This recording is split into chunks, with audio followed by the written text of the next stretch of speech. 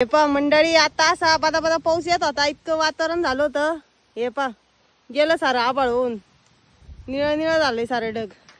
मग तृप्तीश पप्पा म्हणले चल बाई फवारा तरी मारून घेऊ. आणि माझ्या आधी आले होते पुढं फवारा मारायला. मला यूज तर दम निघला नाही. म्हणलं तर मी ते इरीतून पाणी शिंदून दोघं जण असल्या बरं राहतं. मला यूज तर ते नाही तर एक टाकी मारून होईन बाई. हे पा बादली इरीत आणि दावा इरीत. आता काढून राहिले पंजनी. हे बघ पंजा बांधलाय आता ड्रिपच्या नळीला. पंजा पक्का बांधलेला आहे का? नाही तर पंजा इरीत नाही. आता एक ठेस एकदाच लागायचं असते जरा. थोडी लागायची. अयो बाबो, आता काय आजचा दिवस असा जातो काय बादली काढता काढताच. पंजात म्हणजे हा असं हे का तुमचं दावा गुतन? दावा गुतन बुवा. पण आता तुम्हाला पाण्यात पाणी तर बरंच वर आहे. तुम्हाला कसं काय अंदाजीन दावा कुठं गुतलंय गुतलं का नाही गुतलं? अंदाज पंचे चालू आहे. अंदाज पंचे वाटत नाही निघाल म्हणून. आता काय पाणी पंजा आणूस ती बादली वरच तण गेलो. पंजा धक्का लागला गचकन खाली. आयो बाई, पटकन दावा गुंडाळायचं ना.